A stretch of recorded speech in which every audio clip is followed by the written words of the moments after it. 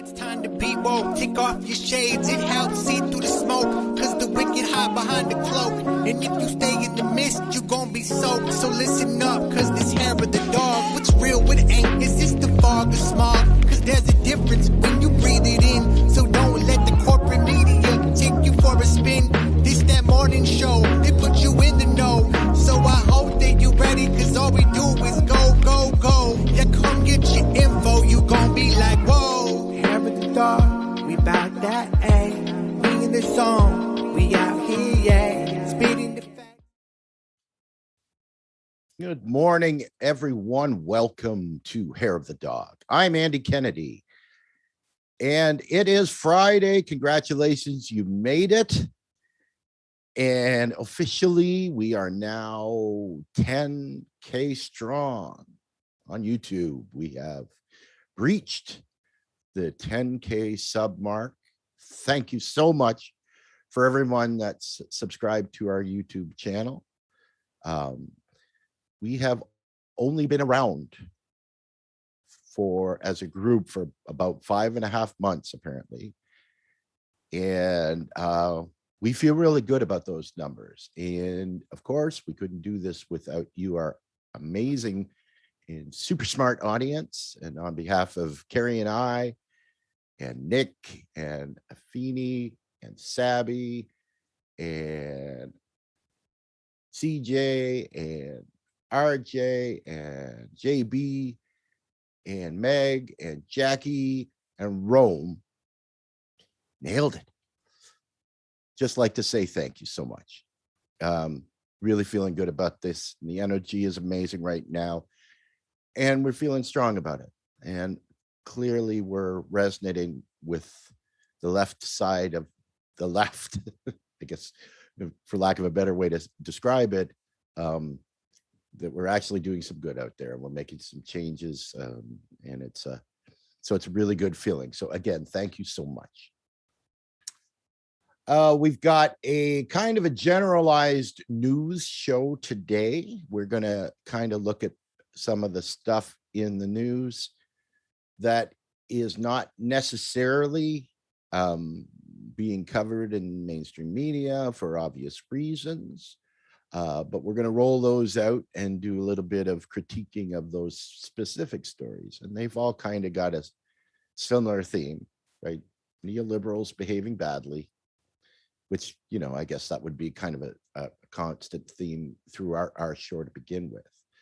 But regardless, that starts with the introduction of my lovely and talented co-host, Miss Carrie Barber. Good morning, Carrie. Hey, good morning, Andy. Thank you so much. And yes, congratulations to everyone at Fred Hampton Leftists for reaching 10K. That's a huge milestone. So to everybody who's a part of the Fred Hampton family, thank you so much. And let's take a moment to remember what Fred Hampton was all about. It was solidarity, unity, and lifting up all of our voices, in particular, forwarding and advancing the voices of those who are particularly marginalized here in the U.S., our Black brothers and sisters, and making sure that they are front and center and heard, which is what we try to do here on Fred Hampton. So we appreciate you tuning in and getting geared up with us in the morning so that we can cover some of these stories and also point you to our colleagues who have wonderful roundtable panels and different discussions and interviews in the evening. So if you are a subscriber to the YouTube channel, make sure you hit the bell icon so that you get notifications, hopefully get notifications of all of these great topics and events and commentary that comes up. So thank you so much to everyone for that. If you're new to our particular program, here's how it works. You join in the conversation, you are polite, you engage with other people, you share information, and we stick to facts here. I was having a conversation with a neighbor yesterday, and he's a little more on the right conservative side. We work really well together. We're about to embark on a kind of collaboration project together, kind of a barter trade. And just having general conversations with him, about what's going on for small businesses and things like this. By being civil and having this conversation, I have an opportunity to educate him on federal appropriations and how things work for small businesses. Like, he was pointing to the state, and I got to point out to him, look, in the US system, states have only two ways to raise money to help small businesses. And in a state like New Mexico, where I'm at now, that is very, very poor, we're limited. So we have to look to the Fed. And that's exactly where we should be getting our assistance, particularly during the pandemic. So, but just by having a civil conversation with my neighbor, now he's on the same page. So it works beautifully, and that's how our conversations should and will happen in our chat. So thank you so much for tuning in. And before we get started, I don't recall who mentioned this in the chat. I want to say it was Narissa, but I'm not sure. First Story Up was one that was recommended on Wednesday. So if you have a story that you want us to do a deep dive on, put it in the chat, send us an email, any of those things, and we will cover it for you. Today is a news roundup where it's not quite a deep dive, but there are some really good stories that are kind of indicative of what's going on around the world. So yeah, let's jump into it. But Andy, anything to mention before we get started?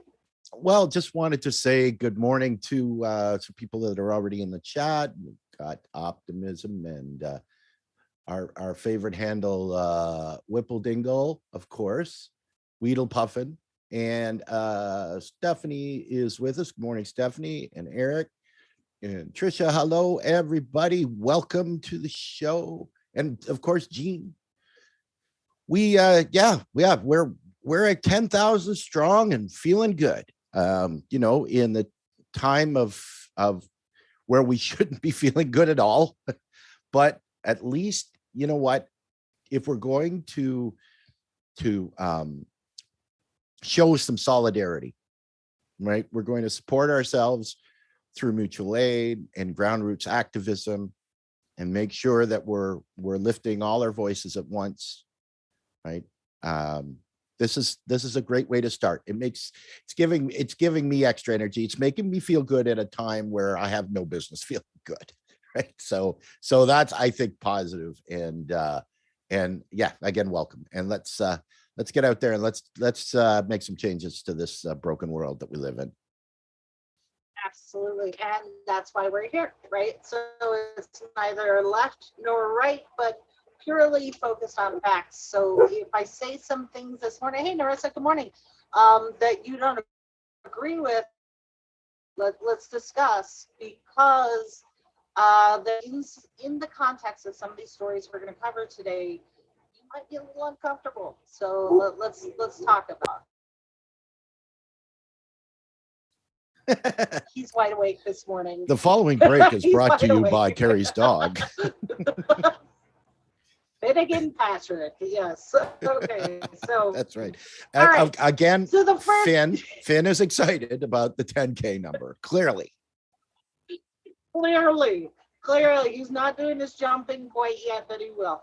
Yes. All right, so this one, let's bring it down a little bit, because this one is a very serious story. So thank you to one of our members who brought this forward, because I wasn't aware of it and I'm too busy working in the field, so I apologize. But this is a story about a U.S. aid worker in Afghanistan. And if you want to follow along, I posted all the links in the chat so that you can read these stories for yourself.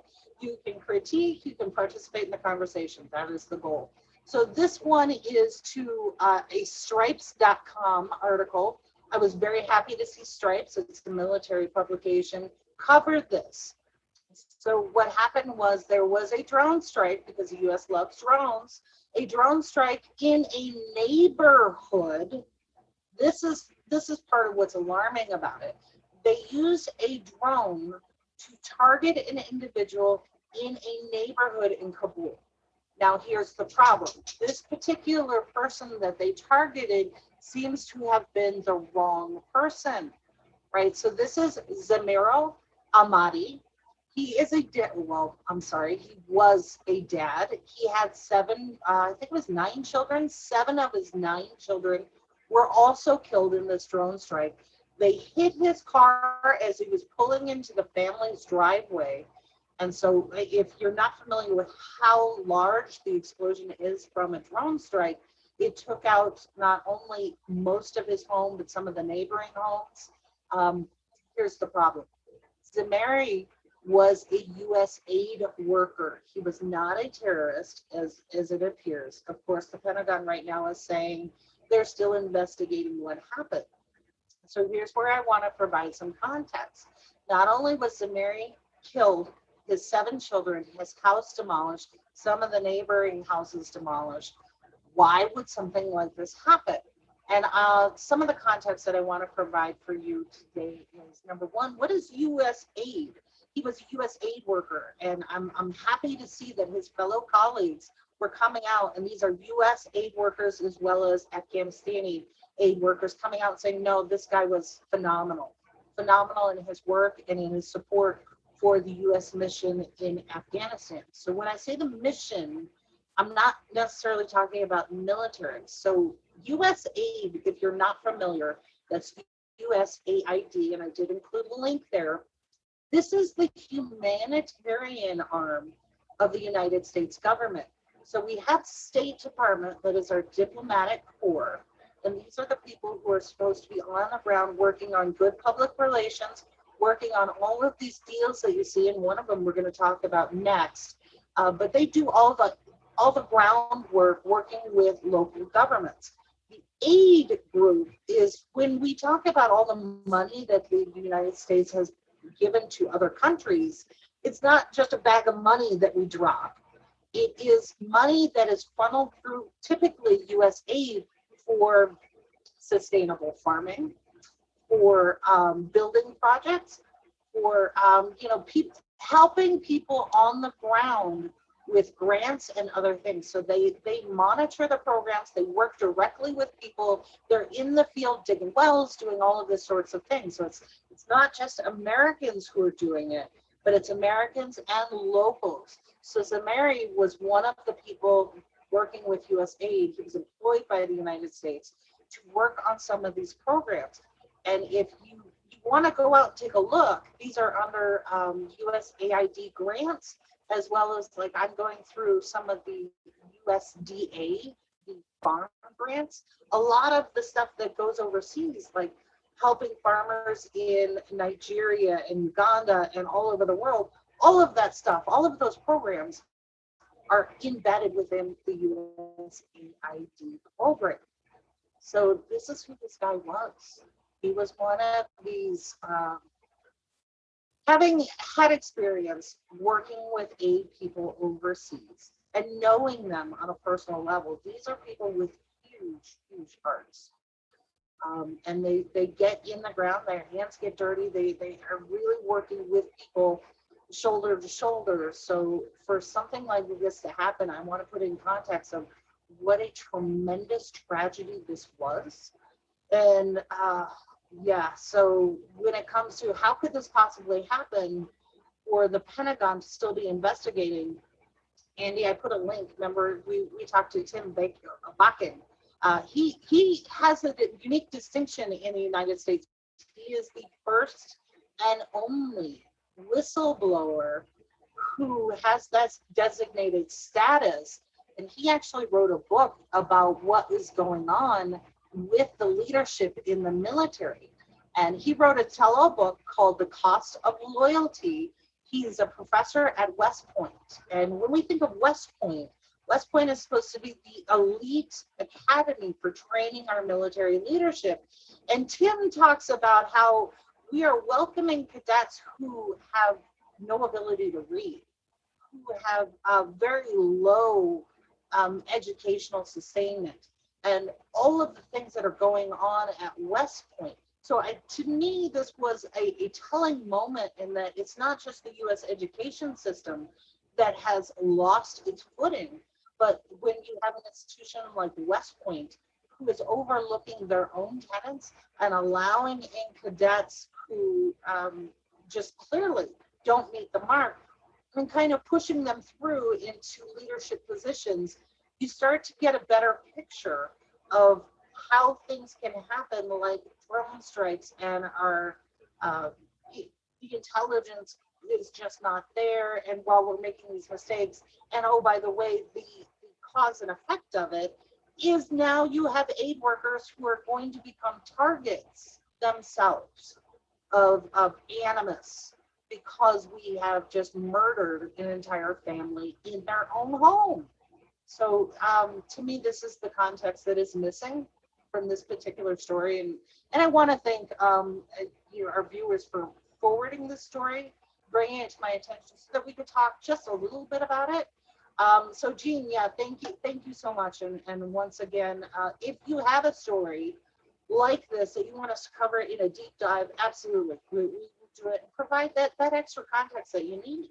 So there's the link. Please research it. Do some research on what U.S. aid does around the world, because I really feel like it is the way for the American person, not necessarily the government, but the American person, to extend our hearts and goodwill to the rest of the world to kind of counteract what we're doing in a capitalist military industrial complex.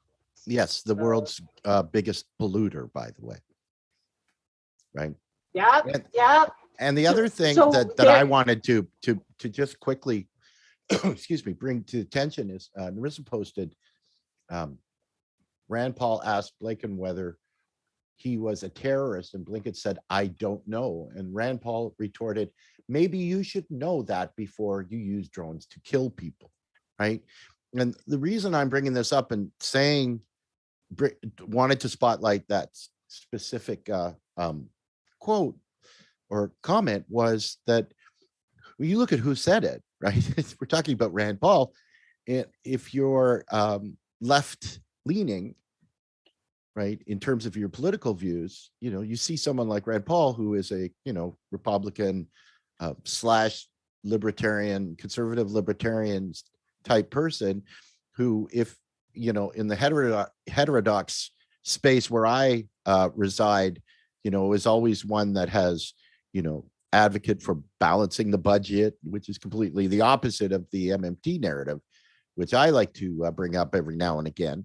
But, this is someone who the left can absolutely say, oh, this is just just one of the horrible Republicans, right? But this quote shows that he makes sense, right?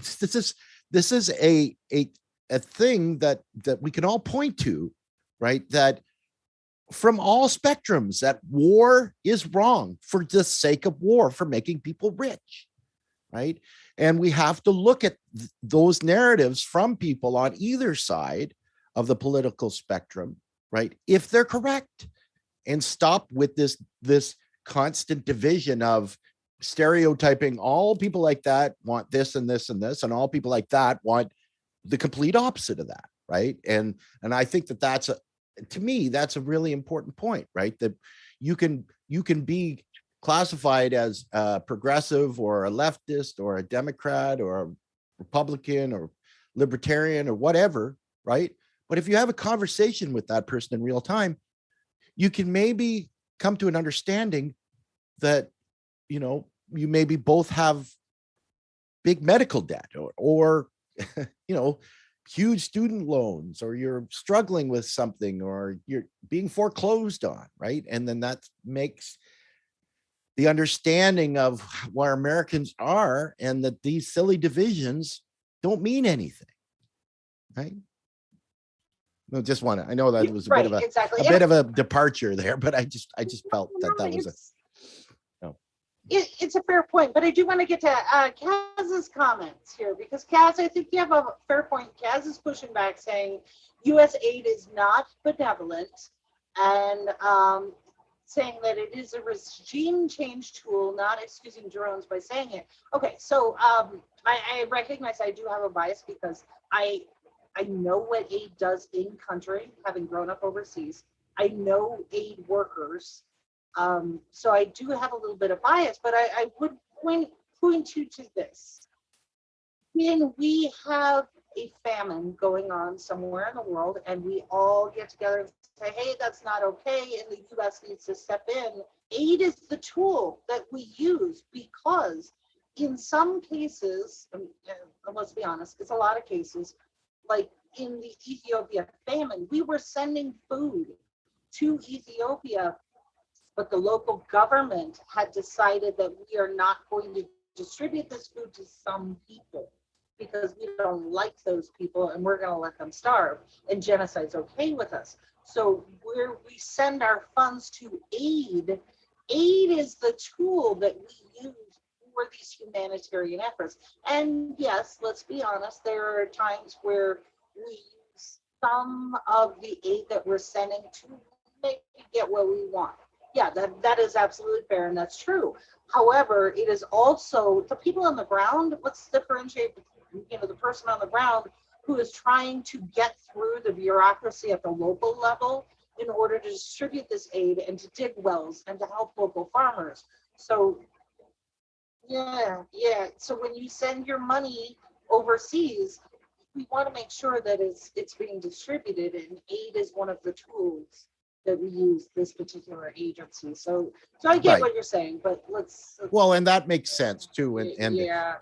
there we have such corrupted examples of that, right? Like ask the Haitian people how they feel about the Clinton Foundation, right? So, it's the devil in sheep's clothing that the neoliberal regime that only considers doing things if it's profitable, right? And that's the capitalist nature of society that we live in, right? That nobody does anything for free, that it has to be profitable in order to do it.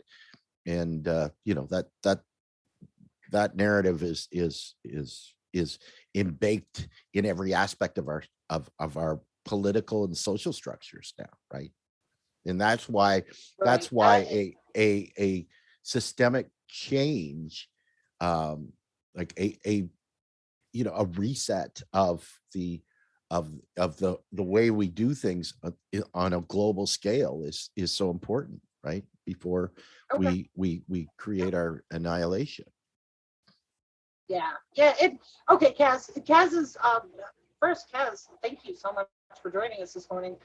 Really appreciate your pushback because he's saying respectfully, I disagree because this was the same line being used when they blamed Maduro for not accepting USAID and Mutabala's regime.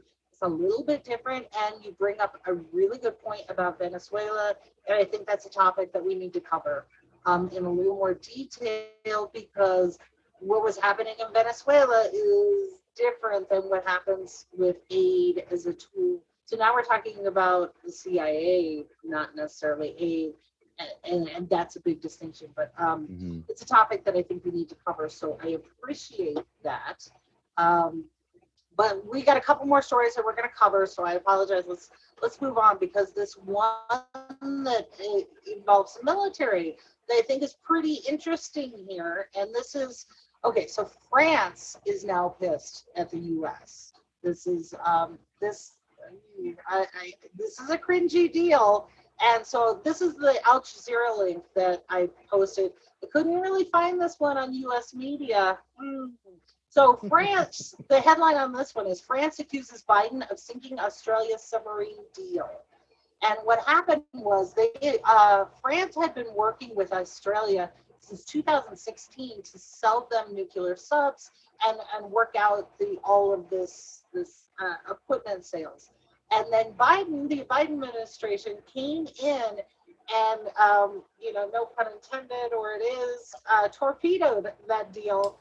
And now the U.S. is going to supply Australia with nuclear subs.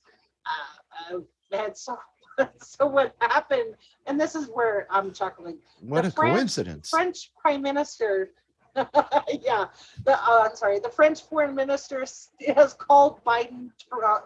He's alluded that Biden is now Trump and a Trump light for stabbing them in the back. So France is pissed by this deal. But, Andy, as you said, Biden's got to keep the donor class happy. So guess who's happy, right?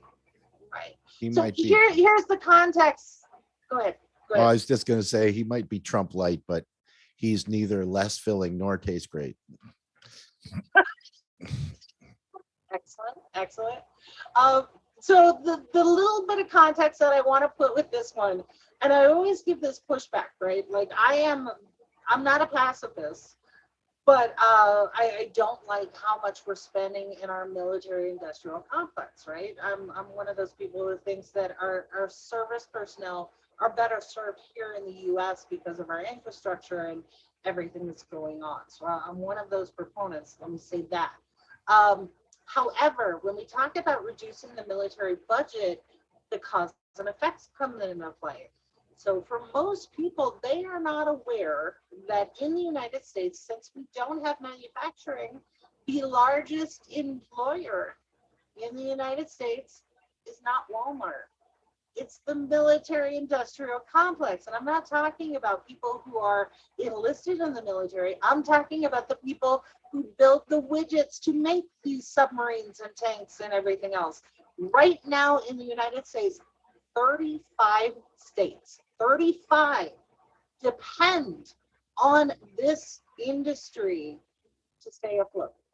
That's a lot. So if you're going to cut the military budget, now you've got all of these moms and dads, aunts and uncles who may be out of work. What do you do? So there's the cause and effect here. So while we've just pissed off France, we just made sure that some of our people here, particularly in Alabama, Alabama is a huge producer. Iowa is another one. Idaho, there are a number of states that rely on these types of industries in the military industrial complex to survive. So this is the cause and effect. What are we going to employ these people with if not building nuclear power submarines? Right? So if you're president, I'm going to put this out to the chat. If you're president and you want to cut that military budget, what are you going to do for all of those people? Right? So you got to follow it down the line. And that is the context that was missing from this particular story. As funny as it is for France to start calling Biden Trump light. So, yeah, I don't know. So James Root, thank you so much for weighing in.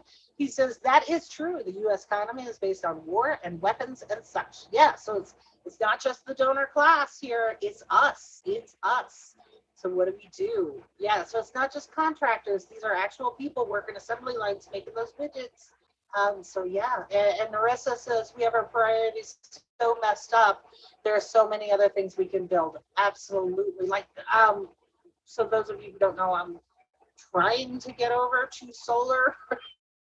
It's not always working, but there is now one company in the United States that is making solar panels, and I'm so happy to see it. It's a startup in Georgia. Why aren't we making those here? Where did all our manufacturing go? And you mentioned Rome at the top of the show. So Rome had called me and said, I want to do something with clothing. And I can't find him a manufacturer of U.S. clothing, particularly in denim and jeans. It's not there. So there's the cause and effect that we need to worry about when it comes to reducing the military budget. Yeah. Absolutely. So, And Andy, we've got a comment that I wanted to bring up quickly. The Dingo said this is where a federal job guarantee comes in, getting out of relying on the military industrial complex, which is absolutely true, because especially in states like Michigan, where their economies have been absolutely devastated by the pulling out of manufacturing, large corporations going abroad to shipping those jobs out, right? We have these places and these the high schools in these places. I mean, you've got recruiters from the military that walk into the high schools that are talking to kids age 14, 15, 16. Come on, we'll give you a skill, and then when you're done, you get out and you haven't paid for your education, and it's all great.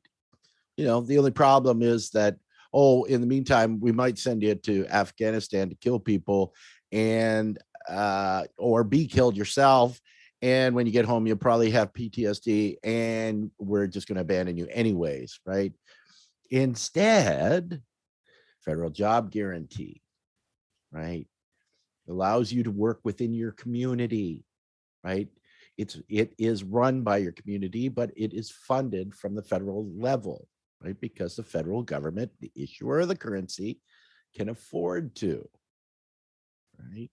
And then you decide as a community what jobs are important, what jobs should be under the job guarantee moniker. It pays a living wage, a decent wage with benefits. And if you lose your job because of a downturn in the economy, then you're guaranteed to have a job. And so that's a great point, Dingo. And thank you for bringing that up. Yeah, absolutely, absolutely. Yeah, it's the cause and effect, and I love that we were able to get the federal jobs guarantee in there too. So yeah, this is where progressive policy starts to make sense, whether you're conservative and worried about fiscal responsibility, or you're on the left and worried about, maybe surviving and living. This is where progressive policy meets. So yeah, thank you so much for that. Okay, so this next story deals with Hong Kong, and there's some context that I want to provide from my own personal experience in this one too. So this is the headline that talks about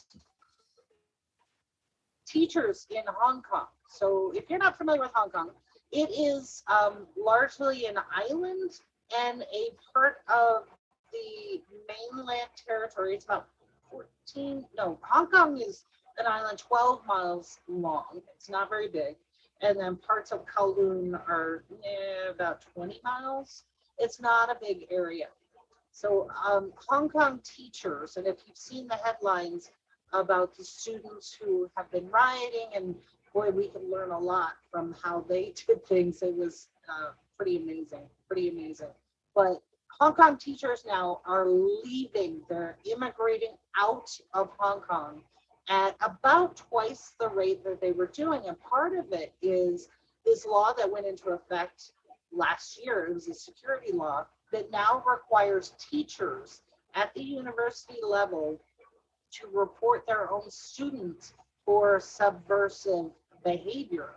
So these teachers are like, if one of my students is out protesting, sharing their voice in opposition to something that the government does, I am now required to report them, or I myself will go to jail. So Hong Kong is losing teachers significantly. But here's the thing: when you read this article from Reuters, they don't really give you the numbers because they won't report the numbers. So it's estimated that teachers are leaving, immigrating out of the country at twice, if not, they're suggesting it maybe 3 times the rate. And one of the quotes that I thought was really very telling was from one of a teacher, 45-year-old teacher I'm missing the first name here. The last name is Fong. He says, the day I resigned, I told my school, if one day some student downstairs chants slogans, I would have to call the police to arrest my own student. He said, I couldn't do that, and I could not hold my tears. So this is the level that they're working at. Before you want to throw judgment at Hong Kong for the totalitarian government and regime, I would suggest to you consider here in the United States, the same thing will happen to you if you hold up a protest sign on the steps of the Supreme Court. It is now a federal felony for you to protest at your own Supreme Court. And then we saw this through the Black Lives Matter and everything else. So while we're looking at what's happening in Hong Kong, I would suggest to you that we seem to be perfectly okay with it here in the United States. It's totally okay for us to whittle away our own rights to free speech. So here's what's happening in Hong Kong. And I graduated from high school in Hong Kong. So I know it very well, and I was there before the handover. So what happened was, back up in context, a bunch of British pirates were kicked out of China over 130 years ago. And so what they did was they just sailed down the river and found this little island and said, hey, we're going to set up shop here. And they signed a lease with China and said, we're going to own this space for 100 years. And after 100 years, we'll give it back to you, or we'll work out some sort of deal, right? That became Hong Kong. So Hong Kong grew up into this huge, huge mecca of commerce and trade and innovation. And I got to tell you, when I was in high school, and I'm no spring chicken. When I was in high school, the technology that you are just now seeing, I had. It was there. It was an amazing display of innovation, technology, as well as income inequality. So it was a place where workforce people, particularly Filipinos, were living 10 people to a small apartment. At the same time, there were Bentleys driving on the streets like it's no big deal, right? So it was a very educational place to really see how the world works and the dichotomy between the workforce and the elites and all of this sort of thing. So before that changeover was happening, I got to tell you, and I know this firsthand, the USAID workers that I mentioned, as well as some members of the US consulate, were working with leaders in Hong Kong, trying to get them to apply to the United Nations as a city-state, just like Singapore. Singapore is not a big country. It is a country centered around Singapore. It has city-state status. It is recognized as an autonomous zone. They were trying to do that in Hong Kong, and leaders within the Hong Kong area didn't want to do it. And I can't speak to why they didn't want to do it, but they didn't. And so with that lease expired, all of that area reverted back to China. And now here's what we're seeing. So this is my personal opinion that I'm giving you. I feel like that was a huge mistake, and here we're seeing the effects of it, because people in Hong Kong don't consider themselves Chinese. They call themselves Hong Kongese. They have an entirely different language, different culture, and everything else. And when the handover was happening, people were horrified because they were like, no, we're not China. But China said, yeah, you are.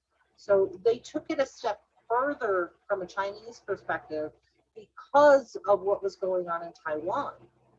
Taiwan wanted to be their own separate country, and no, we're not Chinese. And there was this back and forth between the US getting involved with Taiwan.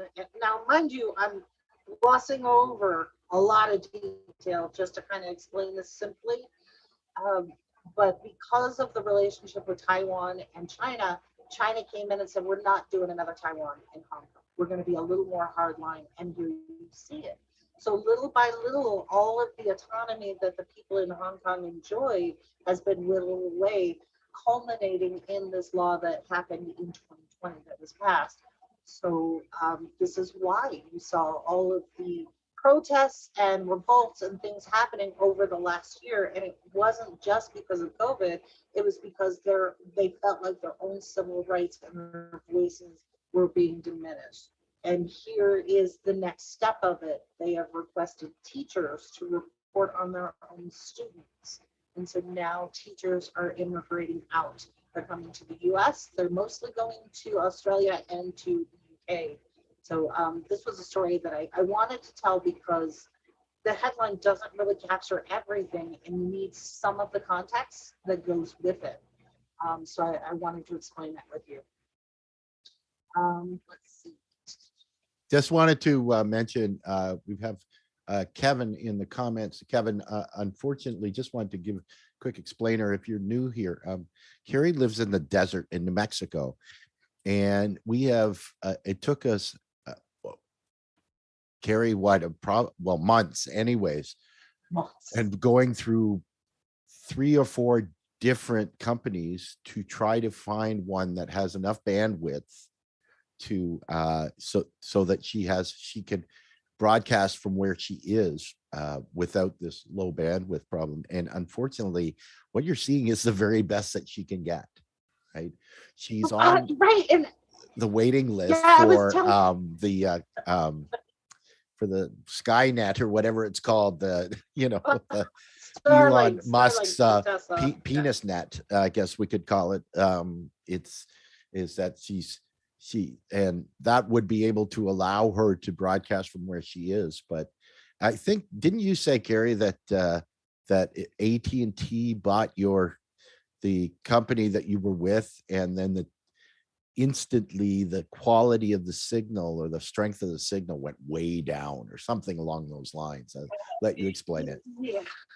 Yeah. So okay, so here's the background, right? And coming from Chicago, I was under the ignorant impression that the internet and bandwidth that I enjoyed was similar to everyone in the rest of the country, and that's not true even outside of Chicagoland.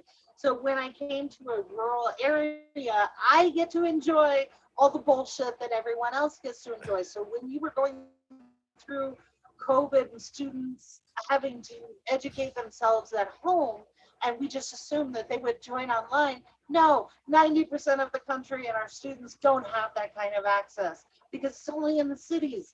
So I am out here now, and it's been wow, an education for me, because I either get a solar tower that AT&T, Sprint, T-Mobile, and Verizon all share and don't maintain, so we get shitty internet, or I am in line with, like you said, the Starlink from Tesla. But here's the problem. Every time Tesla goes to roll stuff out, and I'm watching their satellites, you get all of these smaller companies that are trying to sue them. And the latest one is Amazon. Amazon literally came out and in their lawsuit said, we can't compete, therefore Tesla cannot do this. So I am using the current satellite, HughesNet, which is shitty, and I paid twice what I paid in Chicago for a fraction of the bandwidth. And then my backup is the cell, which is also hugely expensive. So for those of you in the city, please have some empathy for everyone in the rest of the country who has to deal with this bullshit. And the irony is 12 miles north of me is a fiber line that the state of New Mexico put in. So they put in a fiber line along the highway and going up to Santa Fe where the legislature is, but not out to the rural areas. So I am talking to people who are organizing in their local area, like Chattanooga and McHenry in Illinois, trying to get their own community-owned broadband, because I happen to be around a lot of farmers who all have backhoes. Let's dig a fucking trench and let's put in our own fiber. And it's just a matter of getting through all that entails. So we'll have to bring Dave Katowski back on so you can talk about what the challenges are, because you have to go through local municipalities who are getting kicked back from the cell companies and all of these hurdles in order to get internet and true broadband. Most of you, even in the cities, don't have true broadband. You've got the federal definition of broadband, not real broadband. No. So yeah. Kevin says U.S. needs 6G. Absolutely. So so that's what's going on with my internet. And we really appreciate your patience. I told the story at the roundtable yesterday about you and your move to New Mexico, and I think it was the very first show that we did where you were broadcasting from there, and it was snowing in the desert. Yeah. And it was like 10 or 15 degrees colder in New Mexico than it was in Ontario, Canada, where I am. And I remember you tweeting out at some point close to that time about, this is the worst fucking desert I've ever seen. Got snow and floods, and what a lousy fucking desert. Well, the week after we moved here in October of last year, they got 14 inches of snow. And I'm like, we just left Chicago. What But I just happened? sold my So, winter yeah. boots, for God's sakes. I did. No shovel, no nothing. So that's kind of the context of what's going on here. So thank you for your patience. Appreciate it. So yeah. All right. So this last story, the last serious story, we got two more, but the last serious story, this was a submission by Devin. And for those of you who are not familiar with Devin, Devin is our first official employee of Summit Leon and the Echo Village project that I am working on as soon as I leave here. So Devin is fucking hilarious. So he's like, hey, you're doing a news roundup. I got a story to submit. And this is from the UK. Apparently in the UK, there is a dire warning to all the shopkeepers out there and to parents. There's a prohibition now on selling baked beans to children because apparently these children in the UK are being rather naughty with these beans. So in the US, we have the great phenomenon of egging. You take an egg carton out with you and you throw eggs at things. Well, in the UK, it's baked beans, not the cans. Just so you know, they're not trying to kill anybody. But they're opening the cans and taking big handfuls of baked beans, like Bush's baked beans, and throwing it at cars and at people and everything else. Apparently, this is a big enough deal. In the UK, it's a plague that now you are not allowed to buy baked beans if you are under the age of whatever, 18, I guess it is in the UK. So this is a huge deal in the UK. These are Yeah, alerts. you have to show your ID. Yeah, well, here in the US, it's like huffing with the paint cans, right? I can't sell So- you baked beans, but would you like this nice bottle of scotch instead? Which you can do. So, hey, Aspen Folly, thank you so much for the super chat. And she says, we appreciate you, Carrie, low bandwidth and all. Yes, Thank you. yes, absolutely. Thank you, Aspen Fall. A pixelated Carrie is better than no Carrie at all. Right. Yes. And Narissa said the kids are not all right. Good reference. Good on you. Thank you. I love that. Yeah. So, yeah, thank you, Devin, for that. And for those of you who are not following Devin, I've got to get all his social. The kid is just, okay, he's a kid. He's 20 years old. He's not a kid. But to me, everybody's a kid. And he's just hilarious. We're out there in the heat, dirty and mud and all of this stuff. And some of the stuff that he comes up with, I'm just like, he's cracking me up the whole time. So I will try to get his socials so you can follow him and his Devin thoughts of the day. I'm like gonna catalog this and put it in a calendar, the thoughts of Devin, because what did he say yesterday? This was my quote of the day. He's like, we were doing something and he's like, I'm just so full of good ideas, like carbonated milk. Like Devin. Oh No, so oh. yeah, the heat's getting to him, I think so. And then the Well, last story I'm not I want going to for get that to one. today. I'm lactose intolerant, so I'm sorry. I can't get behind that one. Yo. I just and carbonated milk, I just won't tolerate that. I'm sorry. I'm just not going to tolerate it. Apparently it's a big deal in Korea. So that's what we discovered yesterday. So thank you. Carbonated milk, that's right. That's Devin. The desert's getting to him. All right, so the last story, and this is from The Onion, which is not supposed to be true, but have you noticed in the last year or two, they have been right on with who we are as a people. So this one I wanted to include because it's hilarious and sad. And I do have some context for this. So the headline on this one is poll finds most Americans would swap democracy for a $100 Best Buy gift card. And I got to say that's true. That's absolutely true. And here's why I say it was true. Because 5 years ago, a poll came out, and this was a very serious poll, and where it talked about an authoritarian kind of dictatorship model. And they were alarmed to find that like 60-some% of people who identify as conservatives would be okay with that. And everybody lost their shit. And I was like, wait a second. There's like 35% of those who identify as liberal who say the same thing. That's a majority of the poll participants saying, yeah, we're totally okay with the dictatorship. And then fast forward to 2021, here we are. So, Well, yeah.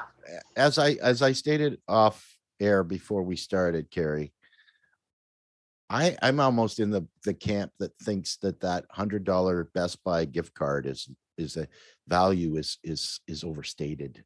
Actually, I think that a good portion of those people would say yes to a free Starbucks coffee, or even a buy one get one free coupon. And that is so true. This is who we are. Yeah, so that was the tongue-in-cheek reference, and the last one that I wanted to bring up there. Okay, Martin A. Thank you for bringing us back. He says, those who would sacrifice liberty for the illusion of safety deserve neither. Beautiful. That's something my dad used to say. And I remember back during the Bush administration, using the F word, and my dad would just shit. The F word being fascism, because I saw it. From a very early age. I saw us marching towards that, and now here we are. So, Yep. And human love solidarity. Those that fill a pothole instead of driving by deserve safety. So thank you. I appreciate that. So, and yeah, I think that is a Jefferson quote. So yeah. And that's all I got. That's for my news roundup. Not to say that this is all that is going on in the United States, but I thought that these particular glimpses from headlines around the world kind of give you a good idea of what's going on, aside from, still in the pandemic, still in economic crisis, still in a widening inequality economically, and, oh, by the way, climate change. So I have a question. Yeah, go ahead. My question is, carbonated milk, does it go flat or sour first? Jeez, I don't know. I guess let's toss that out to everyone's homework. Is it flat or sour? I don't even want to touch it. So Do you have to put a new expiration date on it, like 2, right? Best before. I will say this. Yeah, well, my husband immediately went to the Google machine and found this carbonated milk product. So Right. You can order it. You can order, I think it's like $3, and have it shipped to you, and do your own home experiment. So Yeah, I'm gonna have to look that up. So once again, I want to say thank you to everyone who subscribed to the YouTube channel for Fred Hampton Leftist. Really appreciate that. And then also, we happen to be on iHeartRadio, iTunes, and in syndication through the House of Public Discourse. So thank you to everyone who's listening on that podcast. Take us with you. But we will be back definitely on Monday. And yes, Aspen, smash that like button. Thank you. So we'll be back on Monday, and I do want to cover some of the information on Venezuela. So I'm going to get started on my homework on that. Might not be Monday, but it's definitely coming. And if you have something that you want us to do a little bit of a deeper dive on, and you want some context that you think we're missing from the national headlines, drop it in the chat. Give me my homework. I'm ready to do it. So thank you so much. Andy, that's all I have for this Friday. Why don't you take us out with your words of Uncle Andy wisdom? Okay, so there's just one more thing on this carbonated milk thing. Is we know that for some reason if you're drinking a glass of milk and you laugh, milk has a very strange propensity for coming out your nose, right? I think we've all seen that, which is scary. Why that would occur, that it's just milk. But imagine if it's carbonated and it goes past your nasal membranes. Oh, that might require a hospital visit. Maybe we should table this idea, Carrie. I don't want to see all of these people suffering from nasal inflammation because they laughed while drinking carbonated milk. I think that's scary. Okay, all right. Moving off of the carbonated milk thing. Again, thank you very much to everybody for getting us to 10K likes and subscriptions on YouTube. Very much appreciate all of our subscribers. We're starting to think in terms now of getting extra content for people who subscribe or that become members of the FHL club, that kind of thing, because we believe that there should be extra content for people that not only subscribe but that help us financially, because we are funded by you. And I'm still waiting for my George Soros check that apparently is in the mail. It's been there for 5 years, so I don't think it's going to happen. But again, we appreciate all of you from us here on Fred Hampton Leftist and Hair of the Dog. And we are very much appreciative for everything that you do for us. So thank you again, and enjoy the rest of your Friday, wherever you are, and the weekend, because you deserve it.